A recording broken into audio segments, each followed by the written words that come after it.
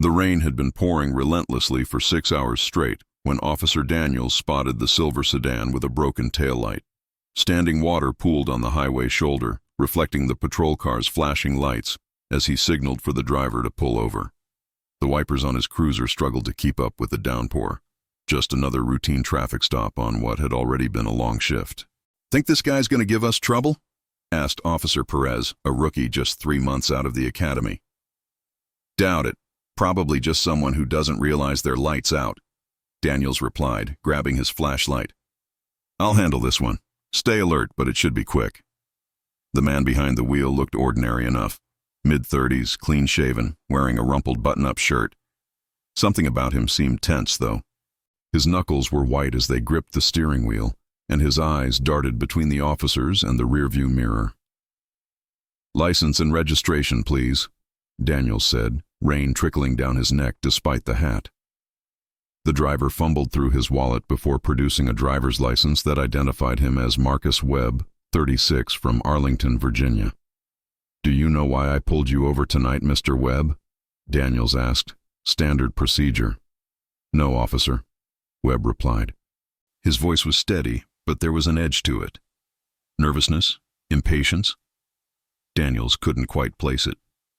"You've got a broken taillight. In this weather, that's dangerous. Where are you headed in such a hurry?" "I'm late for an appointment in D.C., Webb responded, his eyes flicking to the clock on his dashboard. 7:42 p.m. Officer Daniels noticed a leather briefcase on the passenger seat.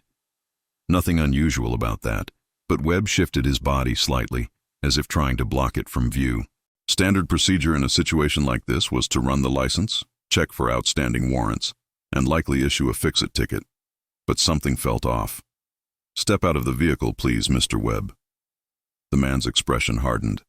"Is that really necessary, officer? It's pouring, and as I mentioned, I'm already late." "It's necessary," Daniels insisted, hand instinctively moving closer to his holster. "Step out slowly." Webb complied, reluctantly opening the door and stepping into the rain.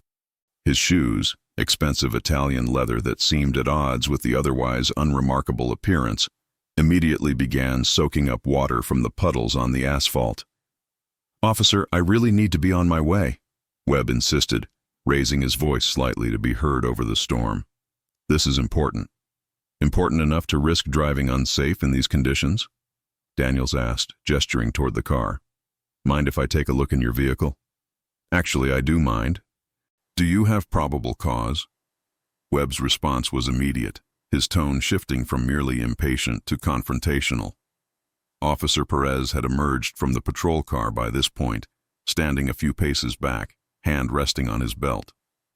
"Your nervous behavior is raising some red flags, sir," Daniels responded. "And in my experience, people with nothing to hide don't usually object to a quick search." "I'm not nervous, I'm late," Webb insisted, "and I know my rights." "You need probable cause or a warrant?" Daniels studied the man's face. Webb was right, of course. A broken taillight and seeming nervous weren't enough for a legal search. But 15 years on the force had given Daniels a sense for when something wasn't right. "While my partner runs your information, I'd like you to stand over here," Daniels instructed, gesturing toward the patrol car's headlights where they could keep an eye on him. As Webb moved away from his vehicle, Daniels noticed him glance back at the briefcase with what looked like genuine concern. Perez took Webb's license back to the patrol car to run a check while Daniels kept watch. "Anything I should know about in that briefcase, Mr. Webb?" Daniels asked casually, rain dripping from his hat. "Just work documents," Webb replied tersely. "Officer, every minute we stand here is crucial. I cannot stress enough how important it is that I reach my destination." "Important enough to make threats or promises?" Daniels asked, watching Webb's reaction carefully. Webb's expression changed, his eyes narrowing slightly. "I'm not threatening anyone. I'm simply telling you that there will be consequences, not from me, if I don't make this meeting." "Sounds like a threat to me," Daniels remarked, "or at the very least an attempt to intimidate an officer." "It's neither," Webb insisted, checking his watch again. "It's just a fact." From the patrol car, Officer Perez called out, "Daniels, can I talk to you for a second?" Keeping an eye on Webb, Daniels backed toward his partner. "What have you got?" License is valid. No warrants, no priors, not even a parking ticket, Perez said quietly. But there's something weird. When I ran his name through the system, I got a flag. It says to contact dispatch immediately if we encounter this individual. Daniels furrowed his brow. In his experience, those kinds of flags were usually reserved for confidential informants, undercover officers, or persons of interest in ongoing investigations. Did you call it in? Yeah, waiting for them to get back to me, Perez replied. Daniels glanced back at Webb, who was now looking increasingly agitated, repeatedly checking his watch and scanning the highway as if hoping for some kind of intervention. Mr.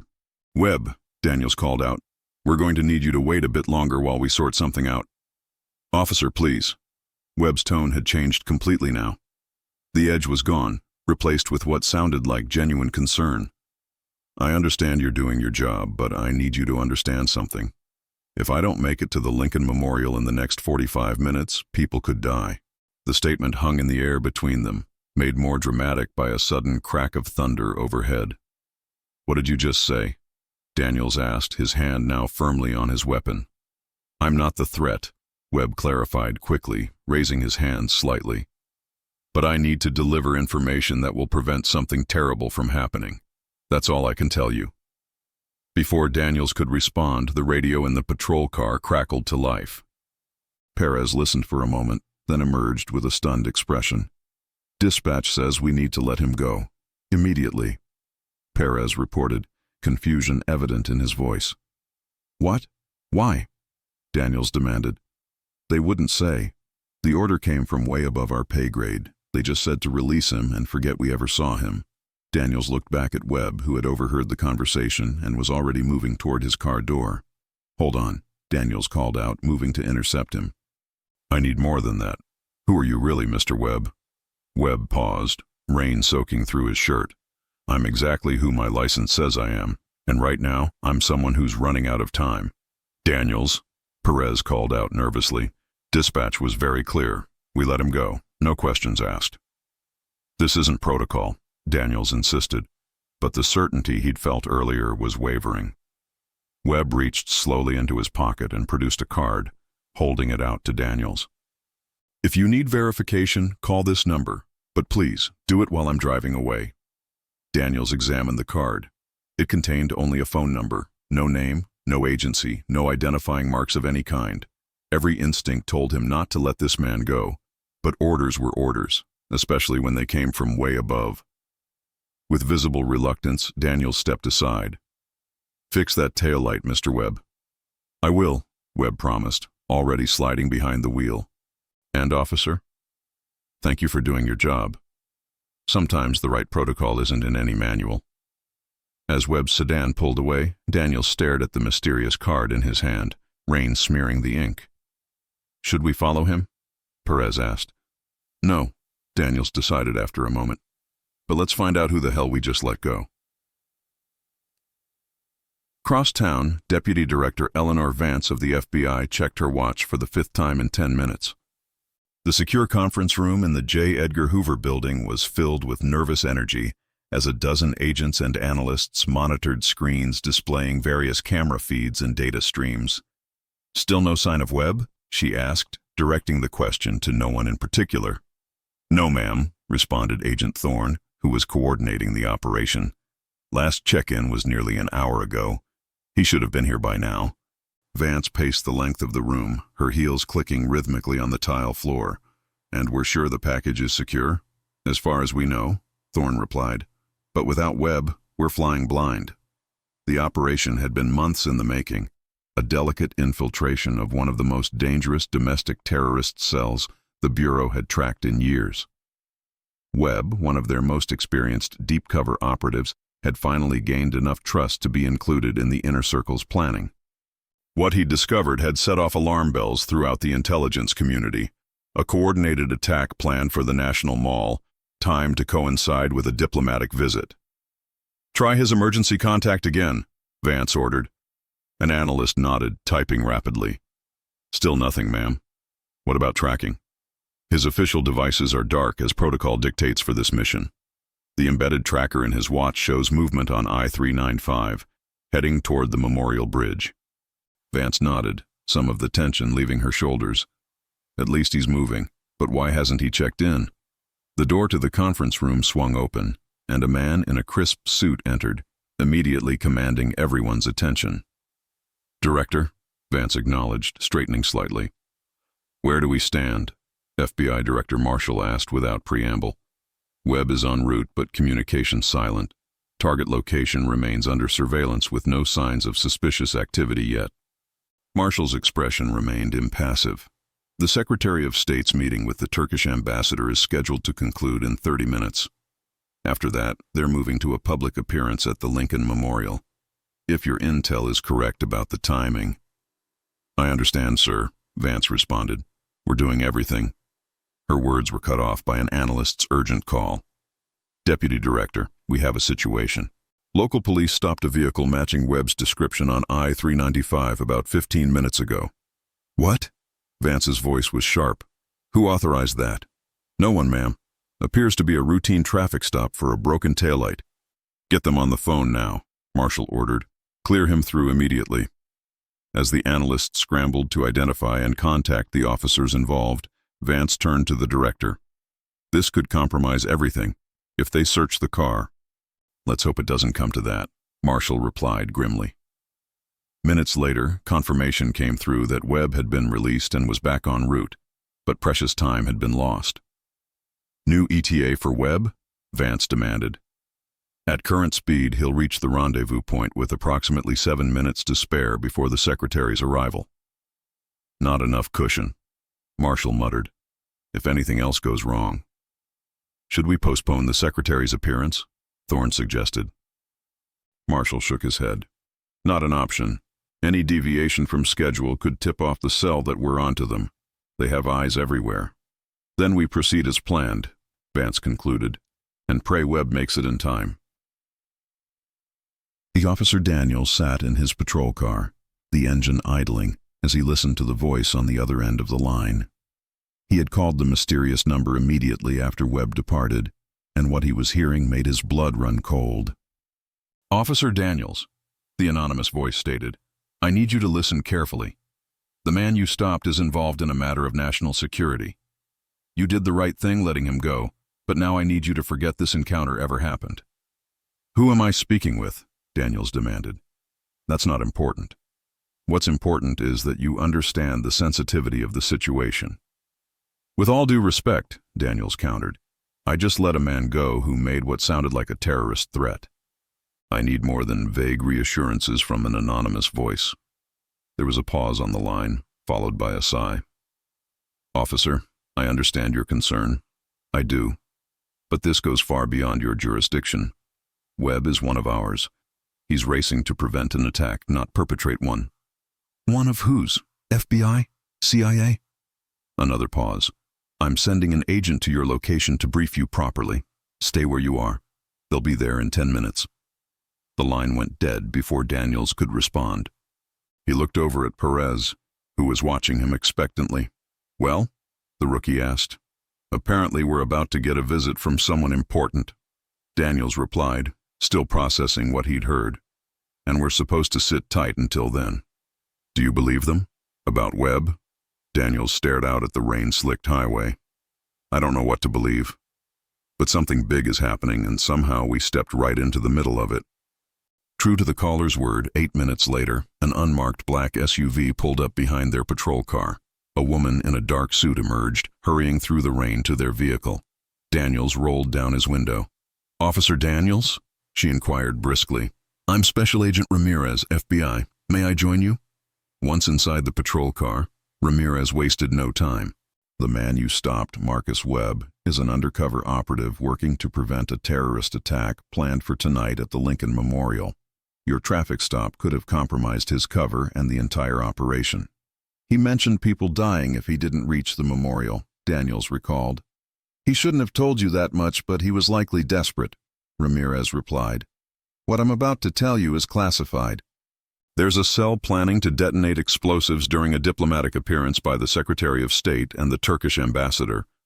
Webb has information crucial to identifying the bombers before they can act." "Jesus," Perez whispered from the back seat. "Why are you telling us this?" Daniels asked. "Because I need your help," Ramirez stated plainly. Webb's car was damaged in a separate incident earlier today, hence the broken taillight. We're concerned it might not make it all the way to the memorial. I need you to ensure he gets there. You want us to escort him? No. Ramirez shook her head. Too obvious. I want you to follow at a distance. If his car fails, you get him to the memorial immediately. No lights, no sirens, nothing that would draw attention. Daniels exchanged a glance with Perez. This was far beyond their usual duties, but if lives were at stake. Give us the route, Daniels decided. Zafabi Mabasta Marcus Webb gripped the steering wheel tightly as his sedan struggled through the downpour. The broken taillight was the least of his concerns. The earlier collision had done more damage than was immediately apparent. The engine was making an ominous knocking sound, and the temperature gauge was creeping steadily upward. "Come on," he muttered to the vehicle. "Just a few more miles." In the briefcase beside him was a USB drive containing evidence he'd gathered over months of infiltration. Names, photographs, communications logs, and most critically, the identities of the 3 bombers who were already in position at the Lincoln Memorial. The cell was sophisticated, using a fragmented command structure so that no single member knew the entire plan or all the participants. It had taken Webb nearly a year to piece everything together, and now he was racing against time, his cover potentially blown by an unfortunate traffic stop. The cell was paranoid, constantly watching for signs of surveillance. If they spotted police taking interest in one of their associates, even a peripheral one like Webb's undercover identity, they might accelerate their timeline or change their methods. The sedan lurched suddenly, the engine coughing. Webb smacked the dashboard in frustration. "Not now, damn it!" Through his rearview mirror, he noticed a patrol car some distance back. It had been there for several minutes, maintaining the same gap. Too consistent to be coincidence. Were the same officers following him now? Had his cover story not been convincing enough?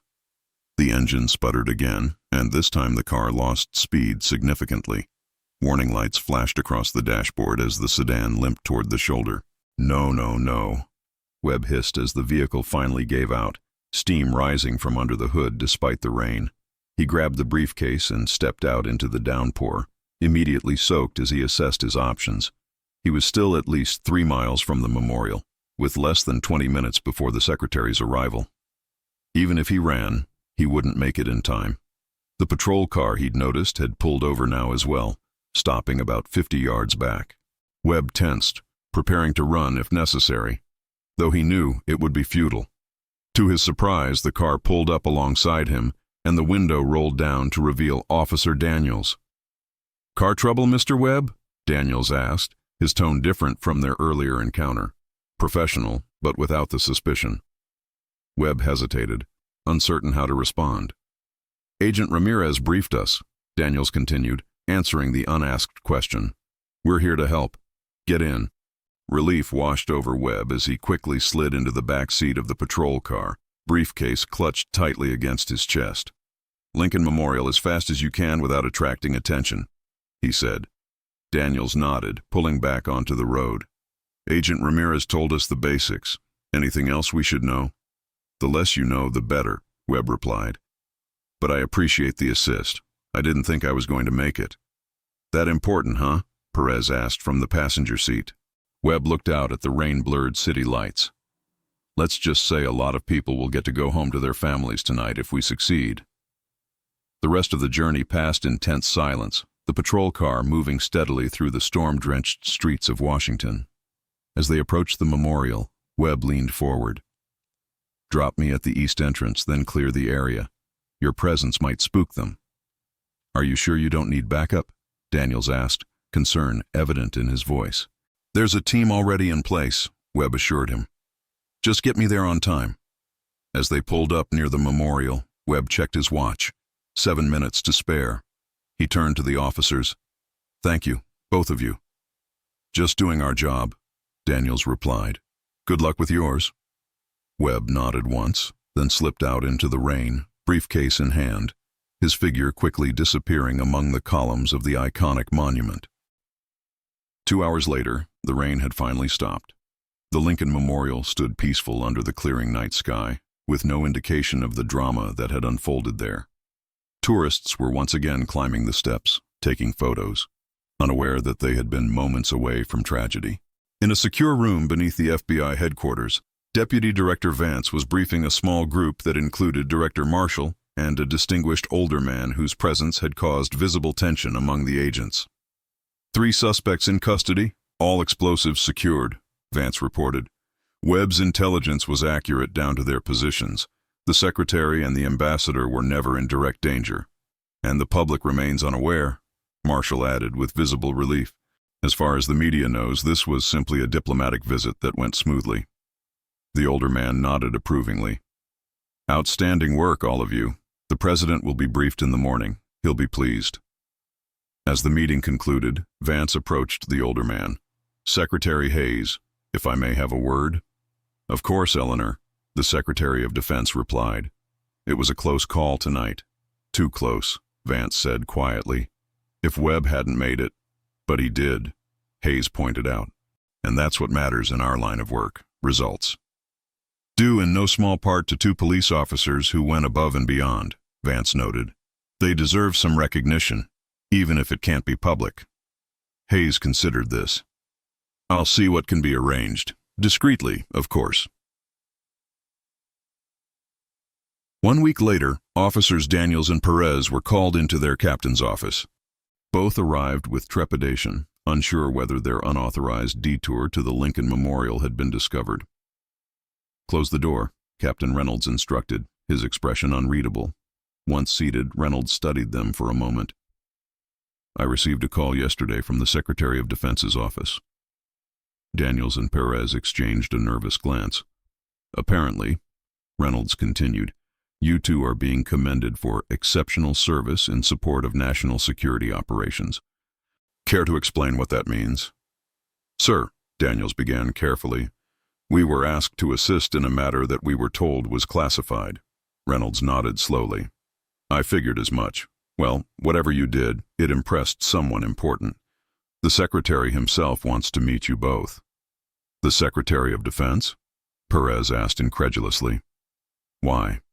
To thank you personally, I imagine, Reynolds replied, and to offer you positions. Positions? Daniels repeated. With a special joint task force. Beyond that, I don't know the details, nor do I want to. What I do know is that it's a significant opportunity. Later that afternoon, Daniels and Perez found themselves in an unmarked town car headed toward the Pentagon. As they passed over the Memorial Bridge, Daniels caught sight of the Lincoln Memorial in the distance.